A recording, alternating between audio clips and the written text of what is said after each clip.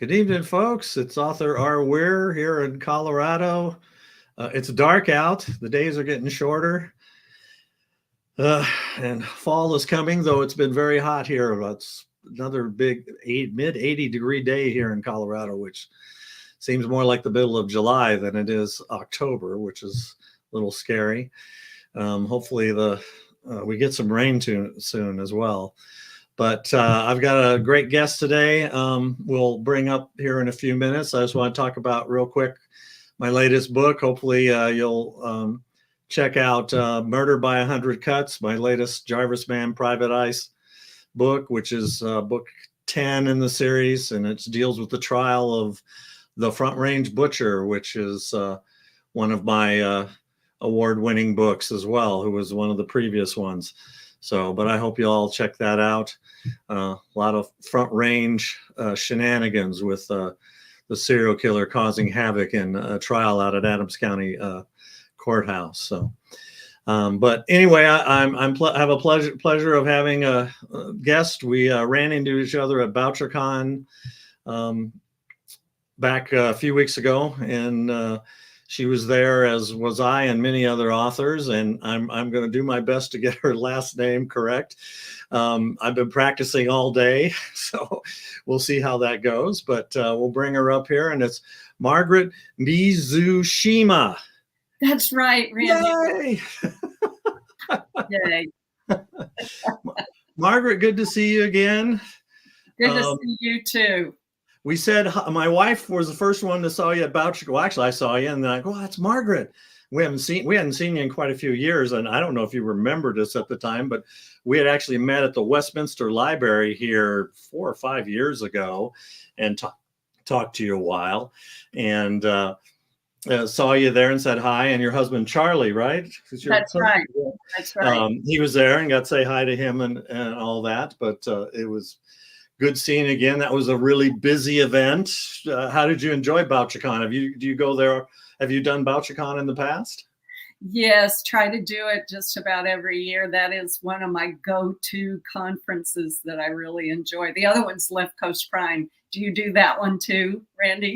I have not. I have not done that. I've heard people talk about it. I think is that the one that's going to be in Denver this next year? It'll be in Denver in March. So, right, and so yeah. I may try to do that if we can fit that in the schedule.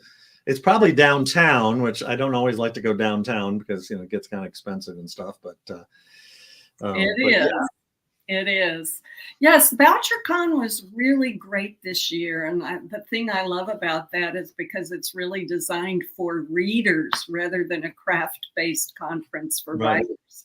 And boy, don't we get to connect with a lot of readers. It's really a great conference for that.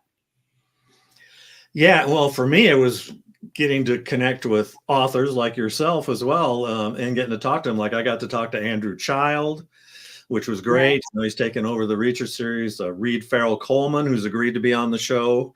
I'm going to have him on hopefully next month.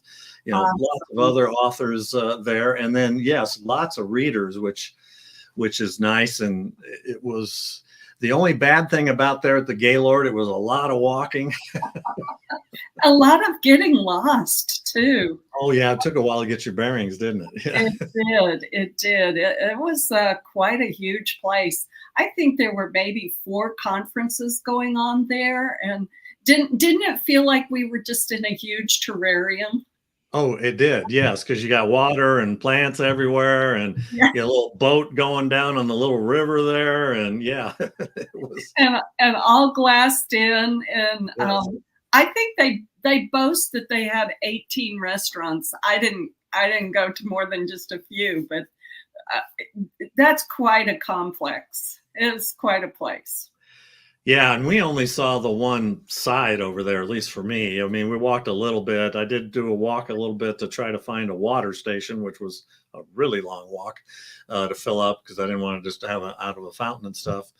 But there was a whole another section on the other side that we never even got to because we were on 2 floors, pretty big floors. Mm-hmm. And there was 2 little itty bitty elevators that were always busy. Right. Crazy. Yeah, they could have sure used more elevators there because there were people on scooters and people with walkers, and they really needed more elevators. And the staircase was okay to use, but some of the stairs were just concrete, and you were just in the stairwell that was not conducive to wanting to be there.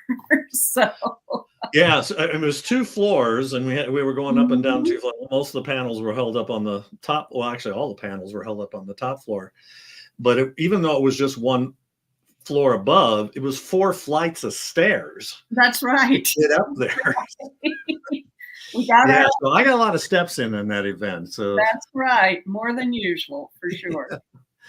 And then it was crazy hot too, but you know, we could leave that for another time. But yeah, it was over 100 degrees for like 3 straight days, which was, fortunately, the air conditioning worked. As long as you didn't have to go outside. So that's right. Well, anyway, good to have you on. Tell us a little about yourself, Margaret. You know, where you're from, what you've done, anything you want to talk about there. Well, I am from Colorado. I spent most of my life in Colorado. Grew up on a cattle ranch, first in Texas. And then when I was a teenager, we moved to Saguache, Colorado, which is in the San Luis Valley, a high altitude valley kind of near the Continental Divide, actually. It's a wonderful place. The sand dunes are there in the valley, and lots of things to explore. So it's also an agricultural place. So grew up there on a cattle ranch outside of Saguache, Colorado. And after that, I went to college up in Greeley for my undergrad degree. And then I went to college over at Colorado State for my master's degree to become a speech therapist. So I majored in speech language pathology and worked first in the school district until I got certified, and then became the first speech pathologist hired at Poudre Valley Hospital in Fort Collins. Oh yeah, wow. So yeah, that was really great. We had years of occupational therapy, physical therapy, and speech therapy, building programs for both children and adults for rehabilitative purposes. So it was great. Left there and started my own company, another rehab agency with OT, PT, and speech therapy, Medicare and Medicaid certified. Did that for about 10 years, and then went ahead and sold that company, and I was able to stay home for a while and start writing, which was what I had always wanted to do. Started trying to write a nonfiction book on intuitive communication. And after chapter 1, I thought, oh, let me just try a novel. And so I wrote a novel and never looked back, never went back to that one single chapter. My first novel was just practice, and I didn't have any idea how to construct a novel, just told a story. And then decided I'd better start going to writing conferences so I could really learn how to do the craft. And so, of course, there in Colorado, we have the wonderful Pikes Peak Writers Conference and the Rocky Mountain Fiction Writers Colorado Gold Conference. And those 2 conferences became my mainstays, one in the fall, one in the spring. And I did that for years as I was working on the craft of fiction writing. Wow. So who did you, so obviously you love to read. You wanted to be a writer. You love to read. Who were your go-to books that you liked to read when you were younger that kind of put that in the back of your mind that, you know, I think I might want to do this for a living, which, you know, we're all a little off insane a little bit, I think, to want to be writers because, you know, it doesn't always pay the bills, but still it's still an enjoyable thing to do. That is right. That is right. It takes a while, doesn't it? It takes a while to be able to build up enough to to pay a few of the bills. I loved the works as far as mysteries and suspense of many writers. I used to, before I started writing myself full time, I used to be reading constantly. Mm-hmm. But the two who probably inspired me the most were the great writer Margaret Cole from Colorado. Boulder, Colorado is where she lived at that time.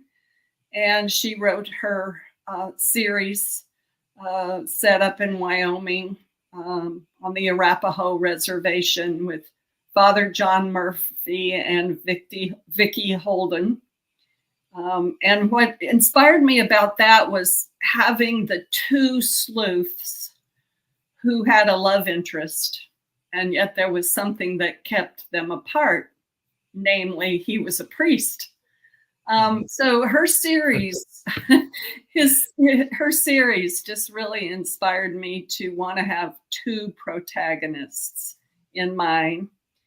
And then J.A. Jance, who lives in Washington State, which is where I have moved, and maybe we could talk a little bit about that too. But J.A. Jance inspired me with her Joanna Brady series to have a kick-ass heroine, lots of spunk, and kind of set in a rural setting. Plus, of course, growing up near Saguache, Colorado, that's a very small town. And so that's how I decided to structure my fictional town, Timber Creek, Colorado. And so those two writers very much inspired me. And I do love the work of Lee Child and Andrew Child. I love the work of Ellie Griffiths. So many writers. Yeah. Yeah, it's like having to everyone. It's like, when do you have time to read? It's like, well, you kind of fit it in when you're writing, but for me, at least, when I'm writing a book, it's hard for me to be reading another book because I don't want to transfix that storyline into my storyline. I got to keep my storyline straight in my head. So I feel the same way. I tend to want to just kind of focus on that. Yeah. But and nowadays I'm sure we both do a lot of reading of books of our friends, and being able to talk to our friends about their books and things like that. So it's really great. Yeah, it is. So you said you had a ranch here in Colorado, right? And you had animals on that. What type of animals did you have on your ranch? And do you have a ranch now in Washington as well? So I grew up on a cattle ranch near Saguache. My husband and I met him at Colorado State University. He was in the veterinary medicine program when I was going through the speech pathology program. It's kind of funny how many couples we know who one or the other is a vet and the other one is a speech therapist. Typically the male is the vet, the female speech therapist. That's kind of the way the population shook out back in those days. However, now, there are many, many, many more women in vet medicine these days. Actually, sometimes they are the majority of the class instead of the males. But my husband and I had a small acreage near Wellington, Colorado, after we married and after we graduated and married and both started working. And so we had this small acreage about a mile outside of Wellington where he had his vet clinic. And he had a large animal vet clinic where he specialized primarily in horses in the beginning, and then he added cattle work. And then we decided to get into the cattle business. So we started our own Angus cattle herd and had the help of many friends and neighbors to learn about bloodlines. We had registered Angus for oh, I would say 15, 20 years. And then it came time for us to retire back in 2022. And we had raised two daughters on our property there. And we decided to go ahead and move to Washington State to be closer to one of our daughters. And then our other daughter lives in California, and that way she could just come to Washington to visit all of us instead of having to choose if she was going to go to Washington or Colorado. Mm-hmm. So in 2022, we dispersed the cattle. Actually, we started that. It was a 2-year process to close the cattle business and the vet clinic. My husband retired and we moved west. And so that's kind of how we ended up in Washington, was to be closer to family. So cattle work, that's hard work. I mean, I'm sure it's not the easiest thing in the world. How did you find time to write? Because you obviously were writing at that time in 2022. I don't remember when your first book came out, but probably 7, 8, 9 years ago, right? Yeah. I signed my first contract with Crooked Lane Books back in 2014. Yeah. And my first book came out December 8th of 2015. So yes, I've been working at this for quite a while. It was a lot of work having our cattle because we primarily did artificial insemination of the herd and then used bulls to cover the herd after usually 2 rounds of AI, 1 round of AI, and then a few rebreeds. And then we went ahead and would put the bulls out in the pasture. So it's a lot of work. My husband did the bulk of it, calving out about 50 head of cows in January, February, and March is quite a task in the cold Colorado weather. It might be hot there now, but I bet you're going to be cold in January. Especially up in Wellington, because Wellington is pretty close to the Wyoming border, and you're pretty open there. The wind is blowing all the time, and you get those horrible ground blizzards. And we sure do. Yeah. We sure did. That last year that we had the cattle, we had a horrible blizzard. Can't remember if it was February or March. We usually had the big blizzards in March. Mm-hmm. My husband had to strap on snowshoes to go the 200 yards up to where we kept the cattle so that he could make sure everything had water. And his truck, he was fighting like 6-foot drifts to get up there. And his feed truck was totally snowed in. So was his tractor. He was going to have to take, quite a bit of time just to dig out his equipment to feed them. So he knew he couldn't feed them that day, knew he needed to be up and ready to feed them the next day. And everything did have water, and he was coming back and he slid down the drift and fell on his snowshoes. And I said, "Don't you think it's about time we retire?" And he was like, "Yeah, I think so."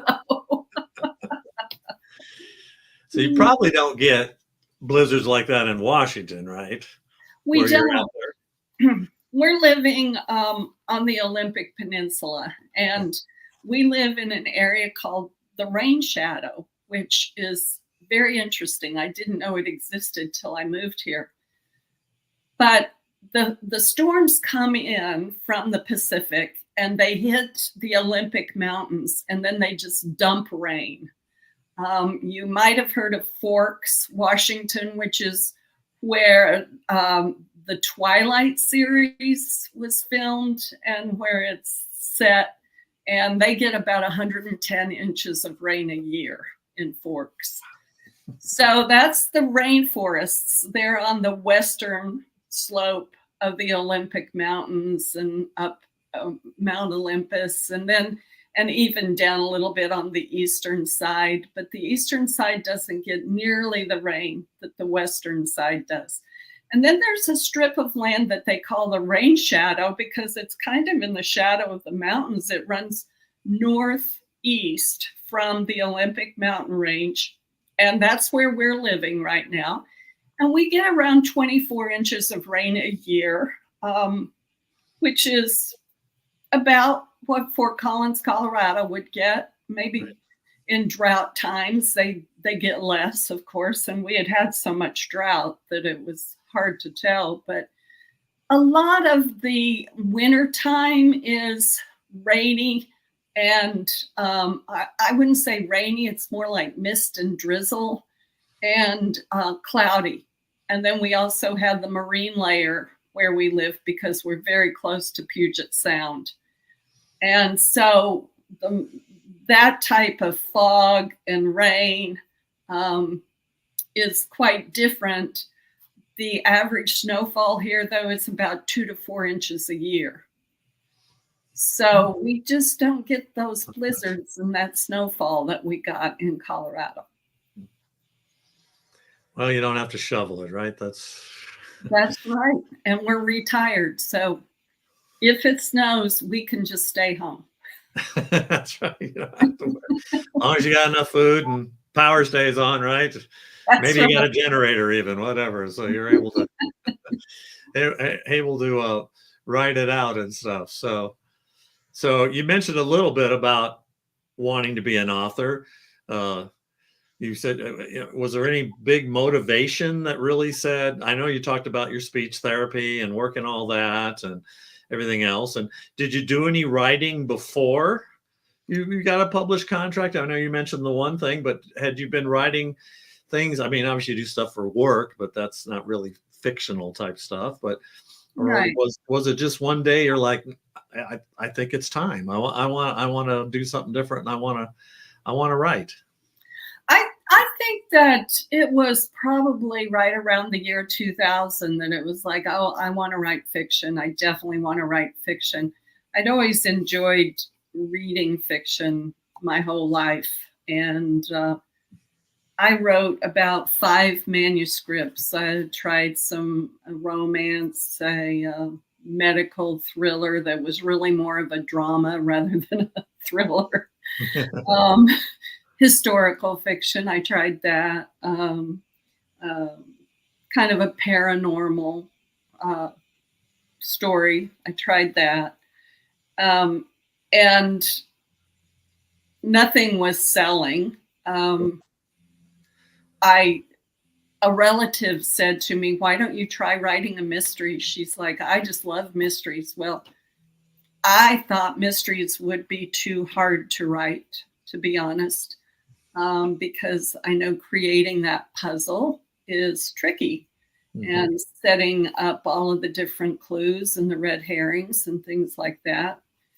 So I started a year of reading every mystery writer I could get my hands on and just started reading mysteries, taking classes on how to write mysteries when I went to the conferences that I mentioned earlier.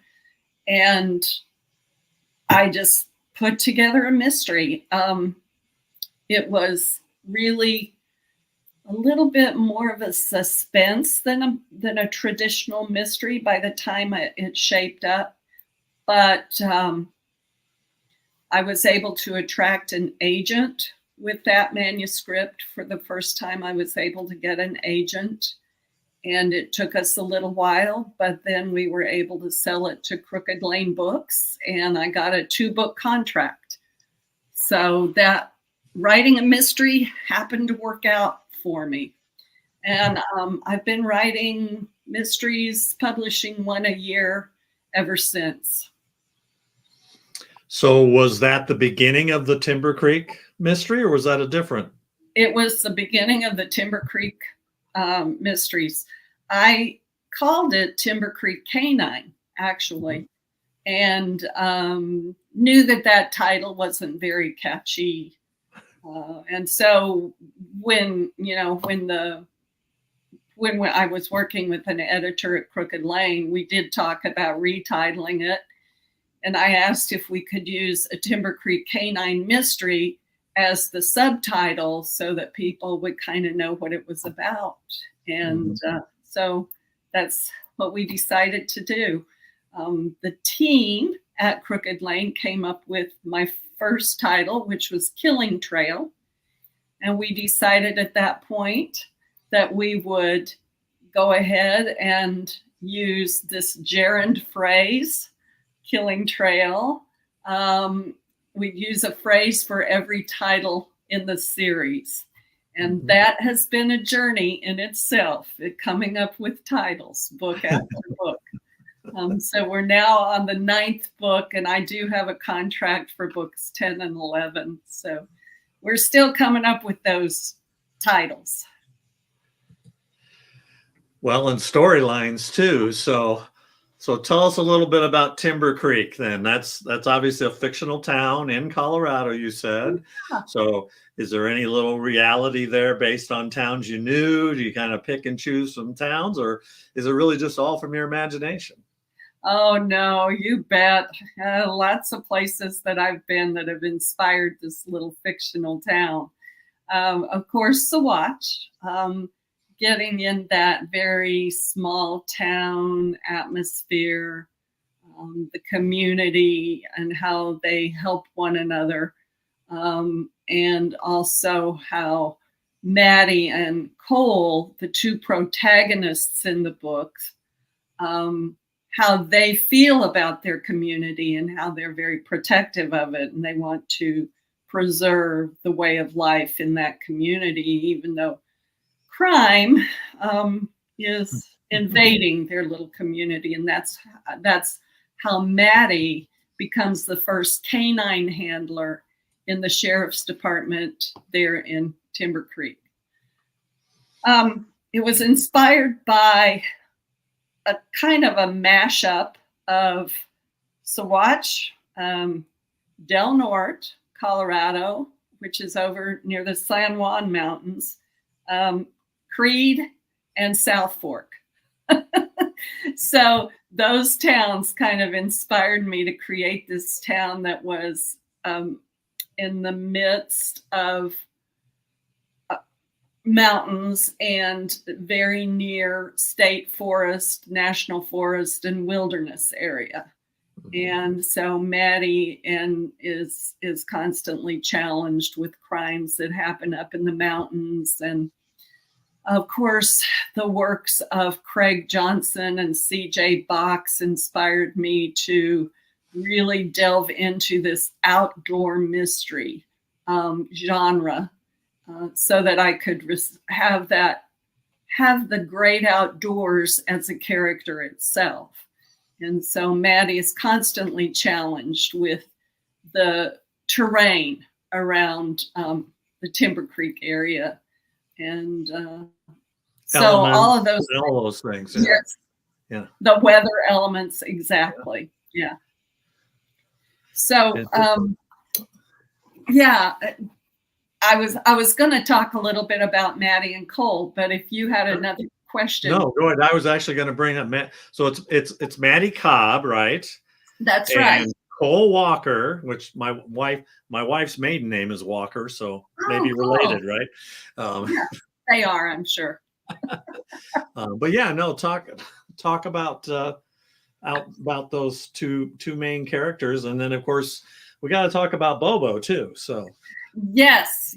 So Maddie Cobb is the police officer, and Cole Walker is a veterinarian who is her canine partner, Robo's vet, as well as Maddie's love interest. So I guess I should say the first character that came to my mind when I was thinking of creating a series was Cole.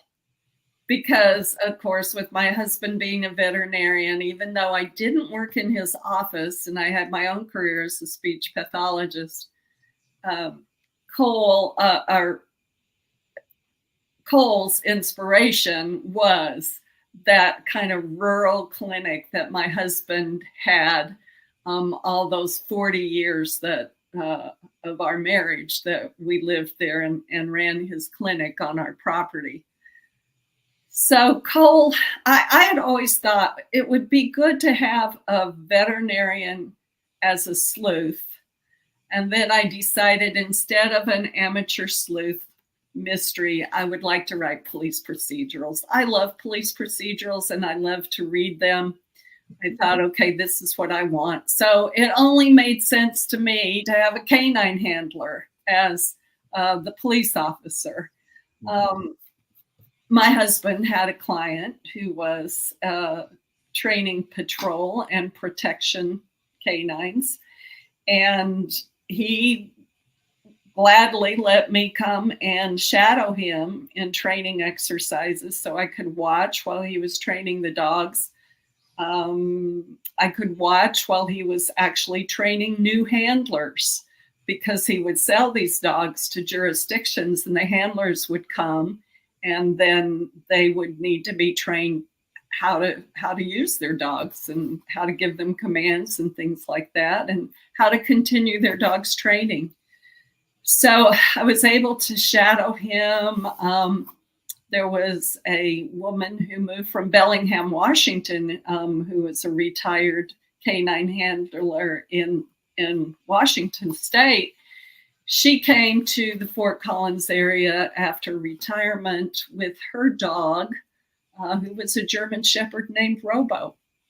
And Robo had passed away by the time that I met her, but she would let me shadow her. She was helping people train their dogs for AKC tracking. And so she would let me come and shadow her while she did that kind of training. And she told me all kinds of stories about her Robo's prowess and his skill set, and how he would often beat the other dogs when they had canine trials where the police officers would compete against each other in the various skills that their dogs had. Yeah. And so I was just inspired to have a German Shepherd as the protagonist's partner. And I asked her if I could use the name Robo, and she said, yeah, sure, that would be great. So that's kind of how Robo was conceived and born for the series. And I admired her so much. In these stories, she would tell me about how Robo had one time saved her life. And she was wrestling with a man who was armed, and the only thing that saved her really was his gun misfired. He was trying to shoot her, and her dog Robo was in the car, barking. He was pinned into his cage, and she had a popper button on her belt, and she was able to get that popper button and opened up the car, opened up his cage, and he came out and took down the man who was trying to kill her. And she would tell these stories. I was just amazed by her. And so I would say that she really inspired my character, Maddie, even though they didn't have anything in common in their backstory. I just felt like I wanted this kind of brave, spunky woman to be my protagonist. So she was definitely an inspiration to me. Yeah, that's great. The dogs, the training and stuff. I went through the Westminster Citizens Police Academy, and we had one of the sessions was with a canine, and they use Belgian Malinois as their main dog here. They're just incredible animals. I mean, looking at them and the training and everything involved, and they get beat up too. I mean, they work hard. You know, they go through a year or so of training, and then they're out in the field. And by 5, maybe 6 years old, a lot of times they're ready to retire. It's like, because they work. Those dogs work. and I'm sure that's true of Robo as well. He's working. So do you ever get any times in the books where you're seeing things through his eyes, or is it or is it just really his reactions and the commands given to him? And I stay away from writing in Robo's point of view. I only write in Maddie's and Cole's points of view. But through Maddie's eyes, part of her duty as a handler is to understand her dog and the body language of her dog, and to be reading what her dog might be thinking or seeing or discovering with his nose. So we kind of visit Robo's brain through Maddie at times, but I don't write in Robo's point of view. I wanted to make a comment about the Belgian Malinois. They are, I've had one handler say they're like German Shepherds on crack. And they are very high energy dogs. Yes, and they have been very popular in patrol work. They spend $5,000-$10,000. They get them from overseas because there's so much inbreeding in the United States. They're trying to get very purebred dogs, but yes, they have very, very high motors. And they're a little smaller than German Shepherds, but man, are they strong. I mean, we were watching them, they wear those big pads, they're showing the dogs attacking the pads, and the pads are huge. And the handler's like, you can still feel their teeth, their jaws. They're just putting the pressure on. It's unbelievable. And I can't even imagine, and I say this all the time, criminals are never the smartest people in the world, but if they warn them usually. They're like, we're sending a dog in. You either come out or the dog's coming to get you. And they keep thinking they're going to get away from that dog, and they're not. And when that dog clamps on, they don't let go. That's actually how they're taught. They, bite and hold. And actually, there's a reason for that. It's supposed to be less damaging to a person's arm or skin than not, biting over and over. Yes, just one big grip. They're actually trained to bite and hold, which is Robo. Robo is a wonder dog, and so he does that skill very well. He does it at least once in every book. That's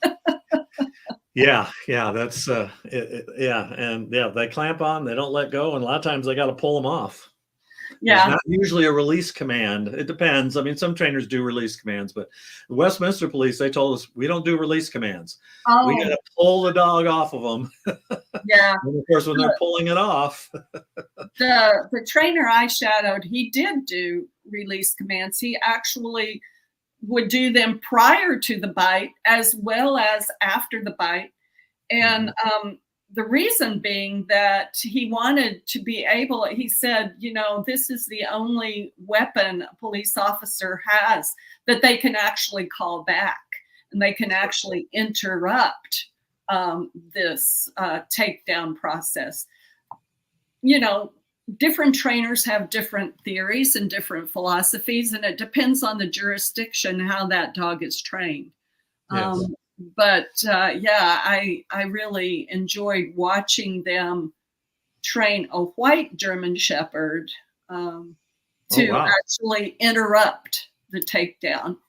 And no, the German Shepherd did not want that. He wanted the bite.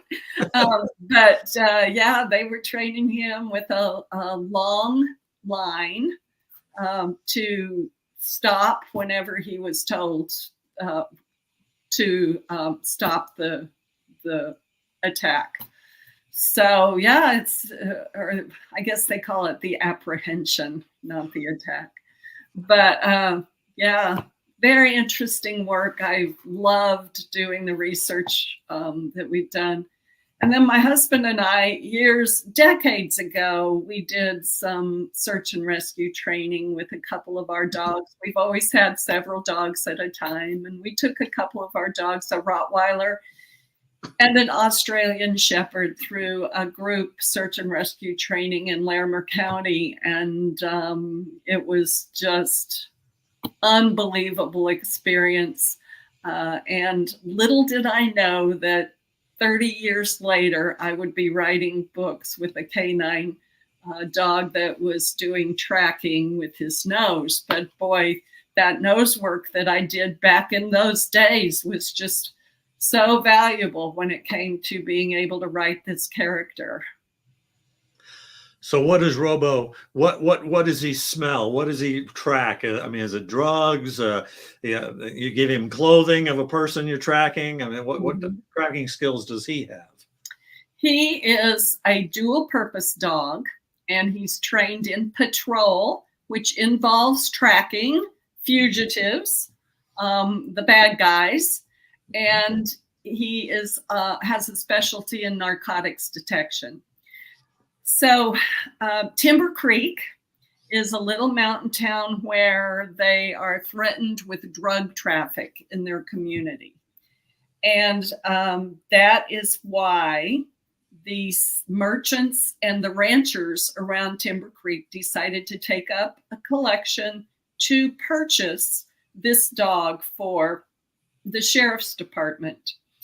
And Maddie wins the right to be the first canine handler in that jurisdiction by beating her male counterparts in a cross-country race. Now, she was a cross-country champion during her high school years, and she had a feeling that the sheriff had something to do with knowing he knew that about her, and she had a feeling that maybe the race was kind of slanted her direction and he wanted her to be the handler, and so she became Robo's handler.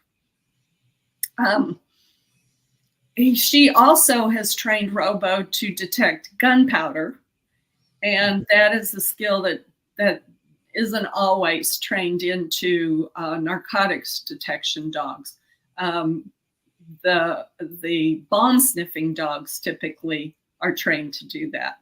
Right. But some patrol dogs are trained to do that too, so that they can find casings and things like that in a crime scene. Right.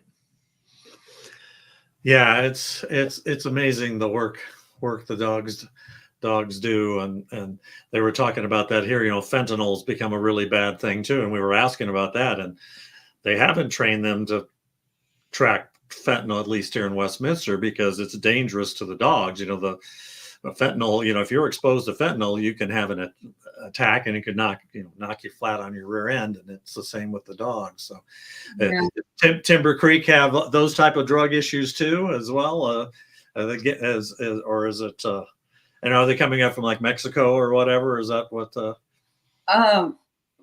Fentanyl, I think, is the drug that I put in striking range, which is the 7th book in the series.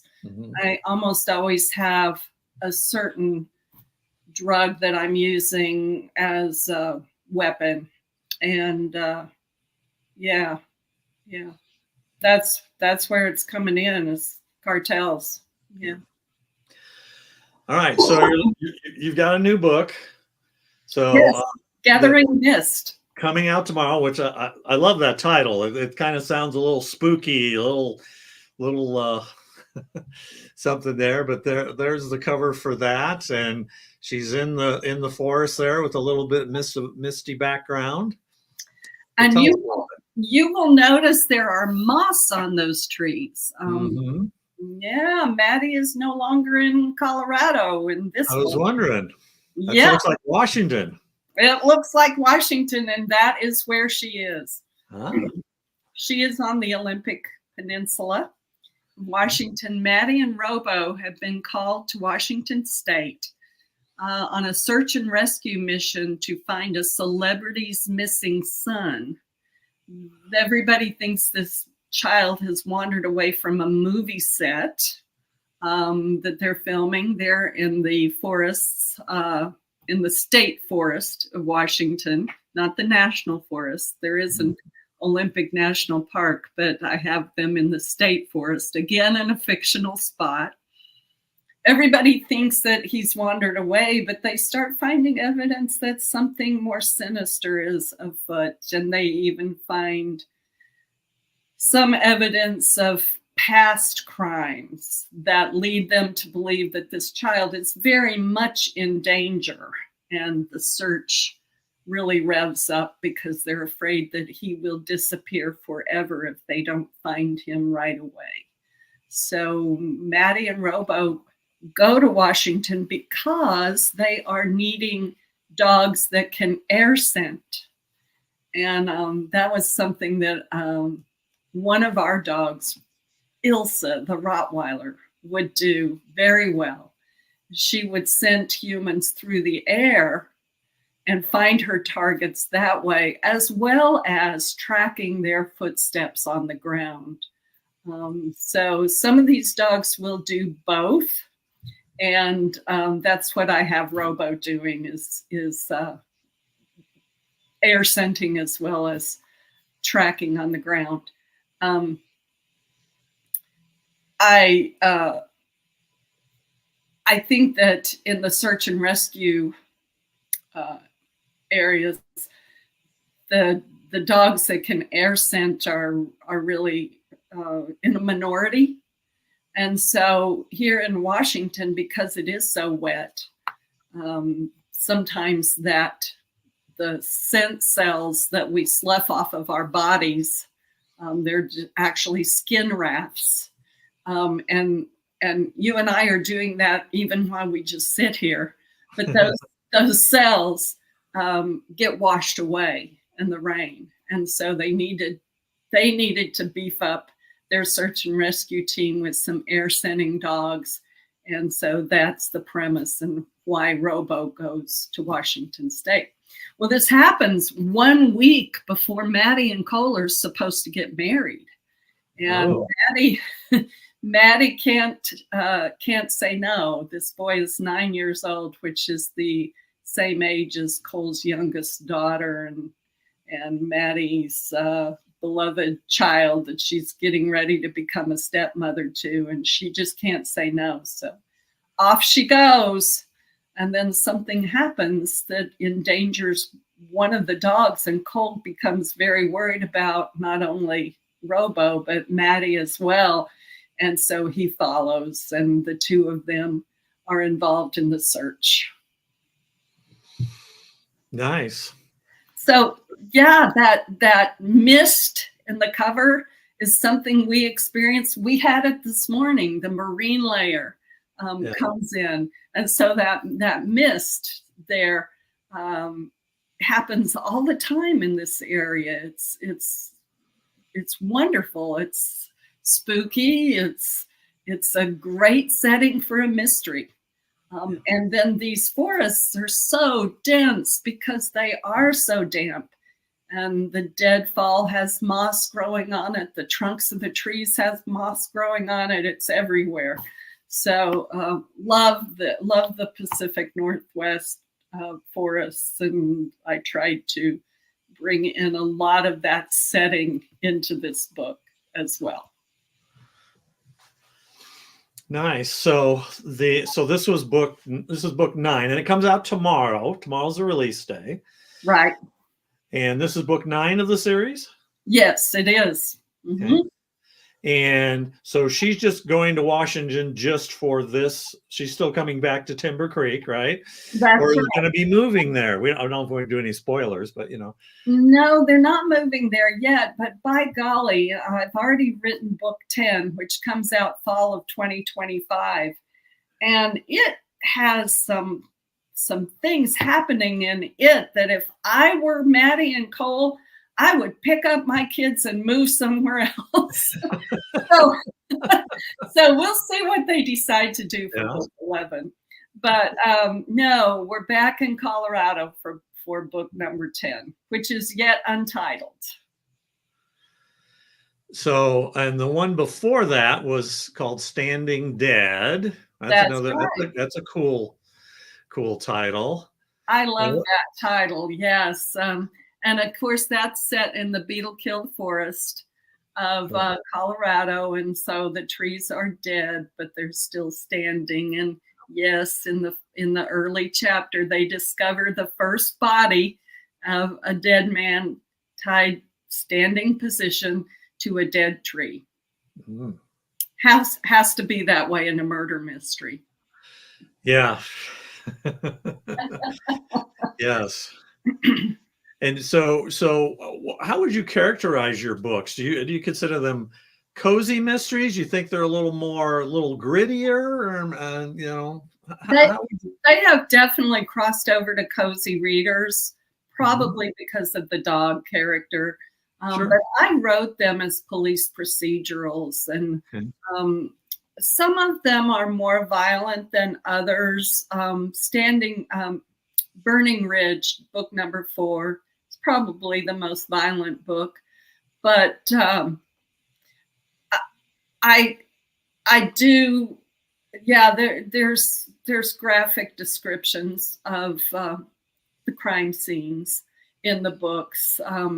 I do try to limit the swear words because cozy readers do like to read these, and that's the promise that authors give to cozy readers, is that there won't be any swear words in the books. I do limit the romance type scenes for the very same reason, kind of Sure. promise to cozy readers and traditional mystery readers.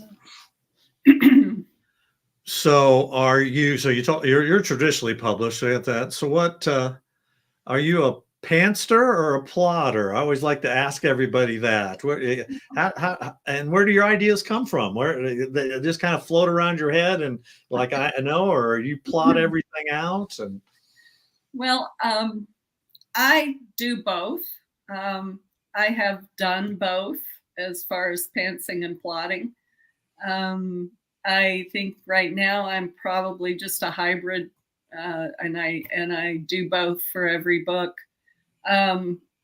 I sometimes have a 3-page written outline that's very, very loose, has a lot of holes in them. I call them lacy because they have so many holes in them that I have to fill while I'm writing the story. But sometimes I don't. I almost always do know the initial crime, and I want to get that on the page. I try to have a plot point in the very middle of the book that is a twist, and then I also typically know the way I want the end to kind of wrap up, but not always. And for instance, in book 5, Tracking Game, I set out wanting to write a sympathetic villain. And unfortunately, I became very sympathetic to my villain. And at the end, I couldn't put her in jail. So I had to start over and rewrite the book and write in a new villain because I just couldn't do it that way. So emotionally invested in your characters. I know. That's a good author there. Yeah. I loved my initial villain, and she's still in the story, but she's no longer the killer. Anyway, I typically start out with a starburst on a just a regular notebook paper, and I put the initial crime in the center, and then I draw the lines off of the center in the starburst, and I just load it with red herrings, clues, anything in the plot that I think I might want to include, new characters for that particular book, and any kind of subplots that I want to put into that book. And so that's how I start out with my planning. And then it goes from there. Then I just start trying to put down about 5,000 words a week. That's my goal when I'm writing the first draft. Sit down and try to write 5 days a week, 1,000 words a day. And sometimes I can't do that. So I have to write a sixth day. I'm a fairly slow writer. I believe strongly that for me, writing a novel is definitely a marathon and not a sprint. So I sometimes will end my writing day right in the middle of a sentence, so I can just pick right back up the next day. Wow. So let's see, where do we get our ideas? I like to watch crime documentaries, and I often get ideas for subplot points or things, a specific poison or something like that. I also like to listen to workshops, podcasts, anything that has to do with police work, different types of weapons, things like that. So I like to keep up with that kind of thing. And then my husband and I often talk a lot about drugs that are used in veterinary practices that people have abused. For instance, in book 10, the book that I just have finished that comes out in 2025, I use the drug xylazine, which is a horse tranquilizer. And people have started abusing that because it potentiates drugs like fentanyl. And so they will, cartels are actually lacing marijuana and fentanyl with xylazine. It was kind of first used, I believe, in, I think it was in Puerto Rico, that people started kind of getting started using xylazine. So that's the drug that I'm using in that book. In Gathering Mist, I learned about the drug that I'm using in that book from going to listen to a woman who's called the Poison Lady at a BoucherCon, and Lucy Zare, I think is how you say her name. I went to listen to a presentation she did. So ideas just come from all over.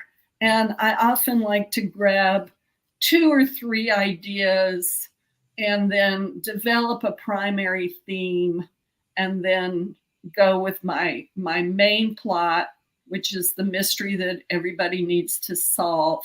And then I try to put in subplots that support that theme so that by the end of the book, I wrap up all of the different subplots in the main plot together. And voila, we get to the end of the book. So when those ideas come to you, do you have a little notebook or something that you jot them down in? Absolutely. Stenographers. Like me, I got my big thing here. Pages and pages. Some of it I use, some of it I might come back to it way down the line, but so yeah, write it all down. Yep. I have a stenographer's notebook that's always dedicated to that.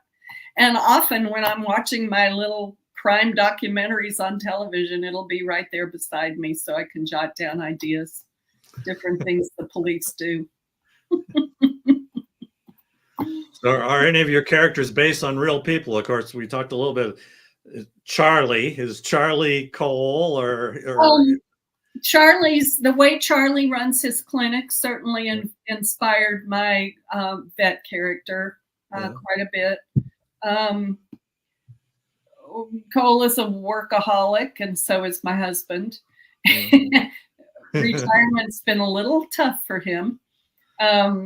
So yes, and then of course this woman named Beth, who inspired my Maddie character, even though their lives had nothing in common except that they both handle working dogs. She inspired that. There's a character in the book named Rainbow, and she is the dispatcher, and she is the daughter of 2 hippies that settled in Timber Creek years before, and her name is Rainbow. That name was inspired by a couple of little girls who were my daughter's age. who lived in the same town as my mother. And so whenever we go visit my mother, the girls would play with these two little girls, and one of them was named Rainbow. And I just thought that was such an awesome name.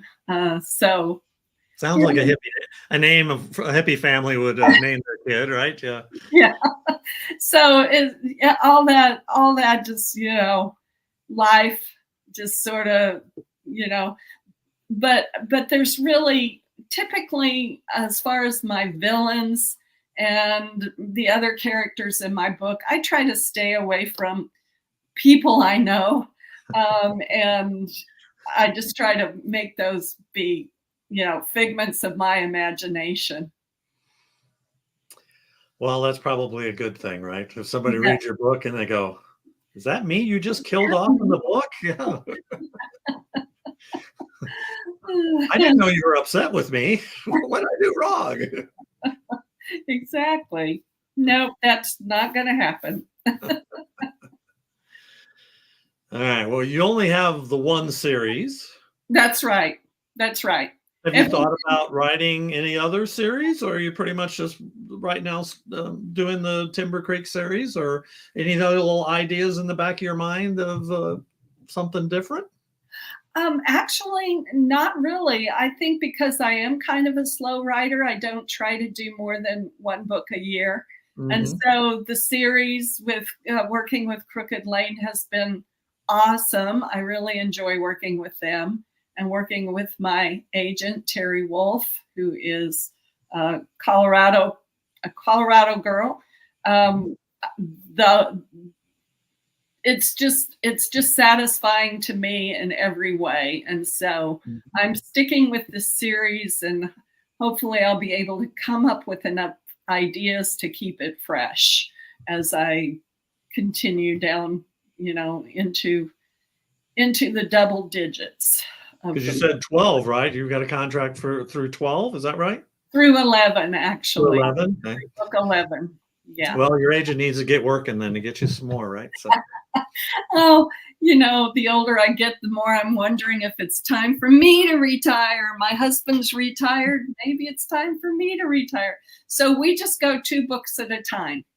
Yeah. Yeah.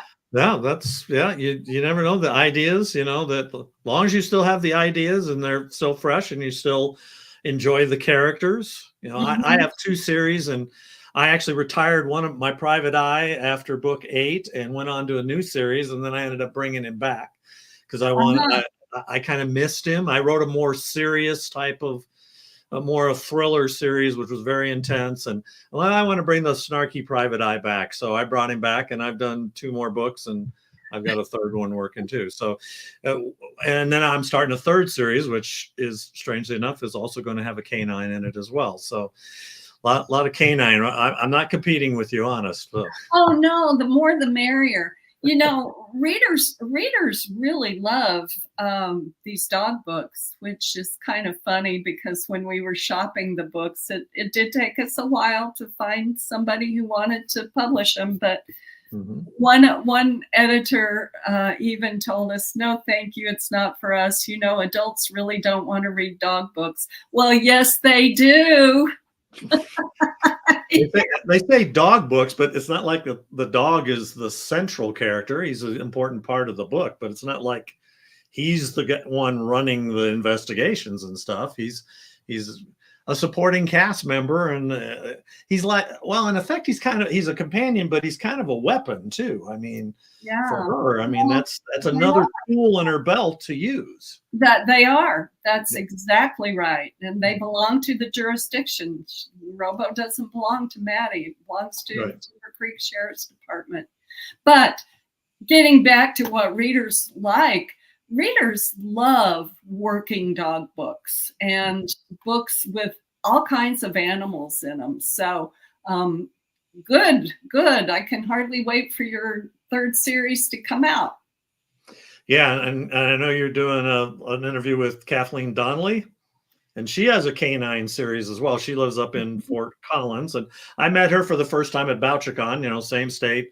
Can't meet all the authors in the state, but I met her, and we've been communicating back and forth. I plan on having her on the show, and she's a really nice lady. Bought one of my books while we're at BoucherCon, which was nice. But yeah, she's got a canine series, and I know there's others out there too. And she works in a animal shelter, I believe, as well, or at least.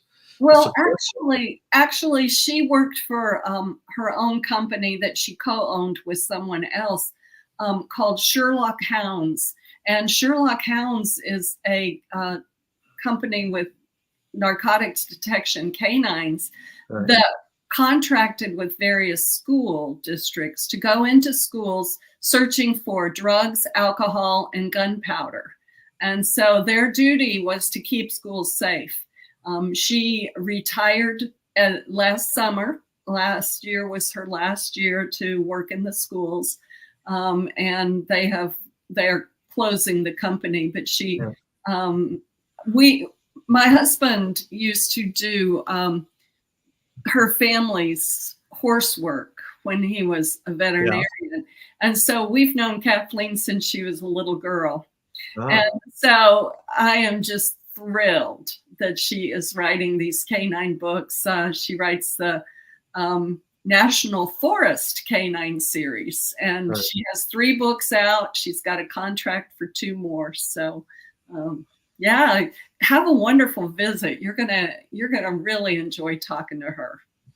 Yeah, I'm looking forward to chatting with her down the line. So I always ask, the name of the show is Bringing Life to Characters. I always ask authors, what is it that you do that brings life to your characters? Or what do you look for to bring those characters that kind of jump off the page at people and kind of grab their attention? I like to show my characters in action.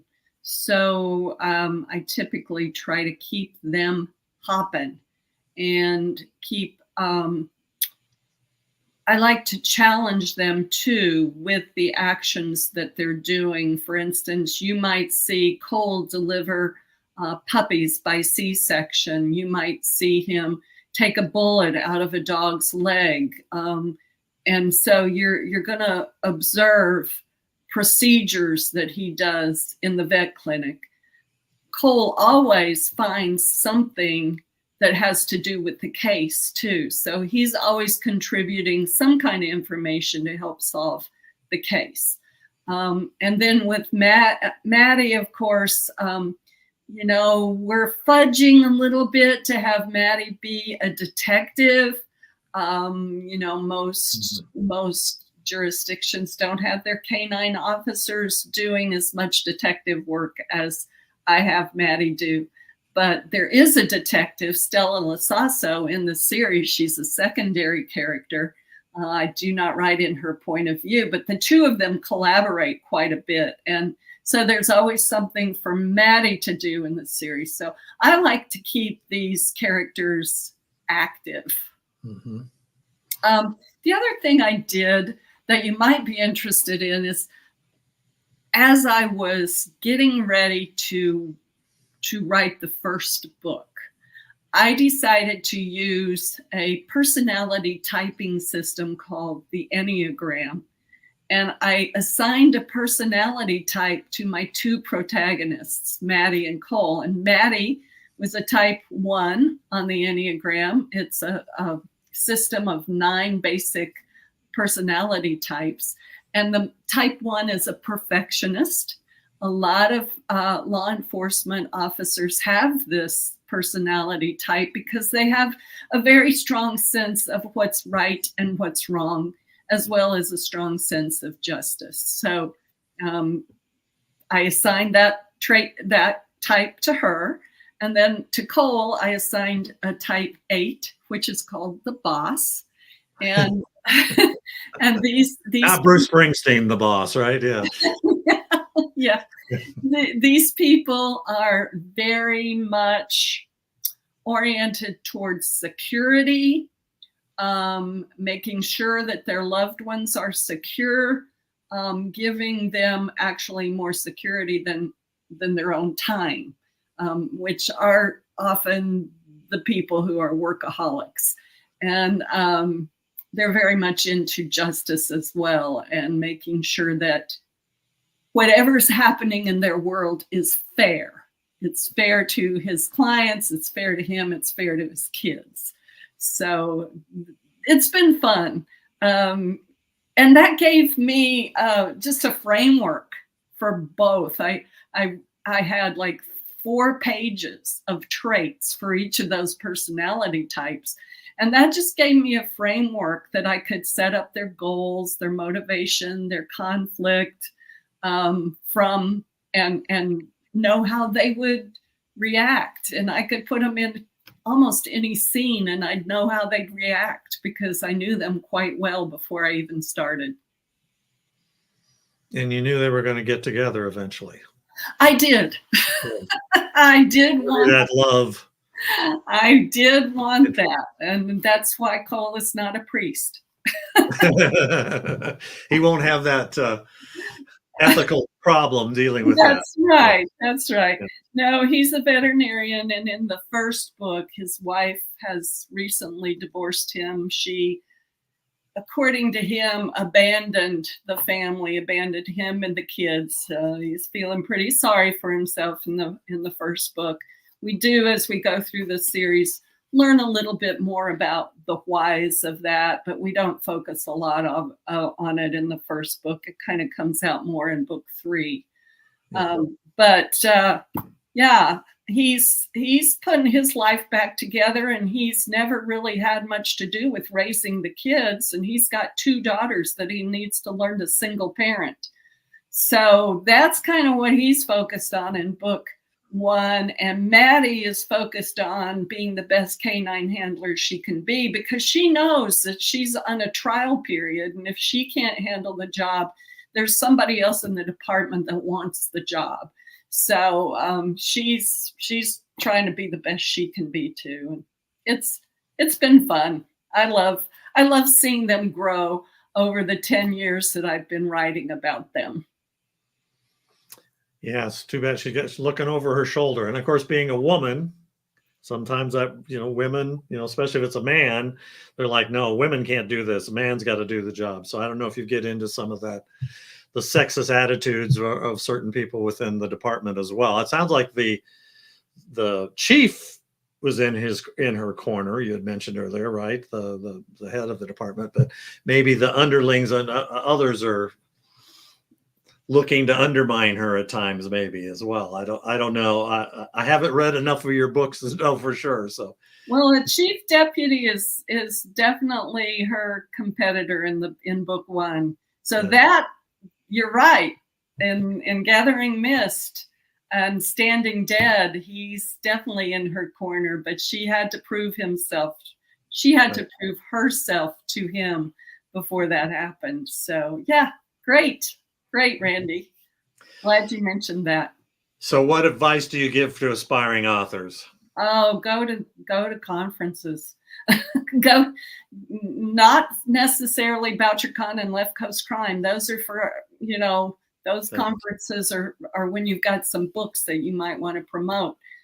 Go to them for fun as a reader so that you can meet your favorite authors, definitely. But for how-tos, find a great craft-based conference. And for me in Colorado, that was Pikes Peak Writers and Colorado Gold, sponsored by Rocky Mountain Fiction Writers. And those are both 2 great supportive organizations to get started with. Here in the Pacific Northwest, we have the Pacific Northwest Writers, and they have a conference based in Seattle. And once a year, there's just conferences all over the country where you can learn how to write fiction and how you can better your craft. So that would be my number 1 recommendation. And of course, read. Always read. Read the books in the genre that you're writing. Yes. Yeah, I mean, definitely read. And there's lots of good conferences and groups, no matter what part of the country you're in. That's right. I've gone to Killer Nashville the last 4 years. Clay Stafford runs that, and it's a very good learning conference. It's more of a learning conference, and I have too. Yeah. I have too, and I second that, Randy. I really like that conference. Yeah, other than the heat, holding it in August. Yeah. You're a little more used to the humidity being in Washington now, but Colorado, I grew up in the Midwest, but it's been a long time. I lived in Iowa until Mm. '81, so I've lived in Colorado longer than anywhere else. But it's a lot different going back to the humidity when you're used to the dry air here. So, all right, so you obviously got your new book coming out tomorrow. So you're going to start a book tour, I'm assuming. Going to be Yes, going around the country, we'll meeting be people, talking about the new um, book. we'll be in Arizona in Scottsdale at the Poison Pen on October 9th, and then I think going. we got a list Yeah, here. there we go. There we go. Good. We'll be in Colorado at 2 different bookstores. Come back to Washington. I'll be in conversation with J.A. Jantz, one of my Oh, wow. writing idols at Third Place Books in Lake Forest Park, Washington. So I'm really excited about that event. And then we're going down to California, visit our daughter, and I'll be in 2 bookstores down there. And then finish up in November, early November at a library here in Port Townsend, Washington, which is the town that I'm living nearby. Mhm. And Charlie goes with you? He does. A lot of, What's he do to stay busy when you're doing all this book stuff? oh, well, he helps me. Yeah, well, that's good. He helps me, but he also does some sightseeing and some things like that. When I'm sitting in meetings, that's when he's busy sightseeing or just having fun. Yeah, my wife a lot of times goes with mine, and she's like my promoter. Uh-huh. One Charlie. that's talking to people and whispering in their ears. She's better at it than I am a lot of times, you know. Oh, Yeah. you got to check out my husband's books and yeah, all that stuff. She helped make me a lot of connections that I've gotten a lot better through the years, but I'm a little bit of an introvert, so I'm not as good at just walking up to someone out of the blue. Yeah. Gotten better at it, but you know, she doesn't have a problem. She just walks up to him and says, "Hi, how's it going?" And always has a stack of my cards with her. Very good. Great spouse. Yeah, she's wonderful. So Yeah, and Charlie. so where can people find your books and where can people find you other than at these events? Um, Actually, any bookstore online should carry them. And if your brick and mortar, your favorite indie bookstore or brick and mortar bookstore doesn't have it on the shelf, you can always order it through them. And then visit my website, and there will be sale buttons for each of the books where you can find links to buy the books. And if you're a library goer and you really prefer to check your books out of a library, please ask your librarian to order the books. My books are in many libraries across the country. And if they want to get a signed copy from you, can they do that through your website or go to these events? So will you be selling books at some of these events you're doing? Yes, all of those bookstores will have signed copies. The Poison Pen and Old Firehouse and Third Place Books will all do mail orders for signed copies. And then Port Townsend has a bookstore called Imprint Books, imprintbooks.com. And so if you've missed me during this month of my touring to sign books, you can always order a signed copy there, and they'll contact me and I'll go in and sign it before they ship it off to you.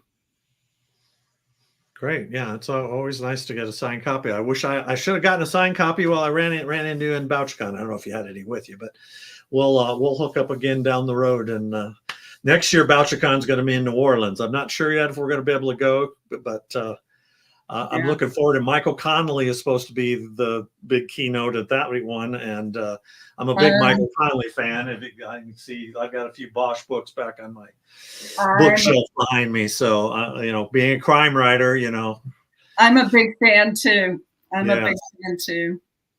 Yeah.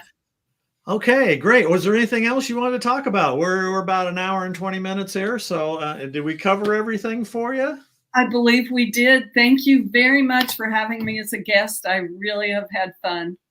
No, I thank you for coming on. I enjoyed talking with you. It was good seeing you again in BoucherCon, and hopefully we'll get a chance to run into you. I was looking at, being up in Fort Collins, the thing for Fort Collins. I'd like to pop on up there. I got to look at the date though and see, because I'm doing a lot of craft fairs on the weekends this year. So if it's in the middle of the week, we'll probably be able to get up there. So maybe get a chance. It's a Friday, so it might be iffy, but if we don't see each other there, hopefully we can see each other some other time. Yeah. Great. Well, thank you again, Margaret. We enjoyed talking with you, and I will be in contact with you for a link to get to the recording as well down the road for anyone who wants to watch it later. You can share with, but I'm sure there'll be a lot of people, a lot of your fans will like to see. You'll be a busy beaver. Good luck with the new book. I'm sure it'll be a big seller. Thank you. Thank you. Yeah. Take care. Take care. Thanks. Bye-bye. All right. Thanks, everyone, for watching. Those who watched and those who watch later the recording. I will sign off. My next one will be next week. I will be talking to Jim Nesbitt, who's a Texas crime writer that I met at Killer Nashville and BoucherCon. I've actually known him for a while. He wears a big cowboy hat. So he's a big Texan guy. So it'll be interesting. His Earl Dent is his private eyes, I believe, and always getting in trouble with that. So it'll be fun talking to Jim as well. But everyone take care, and we will see you next Monday night.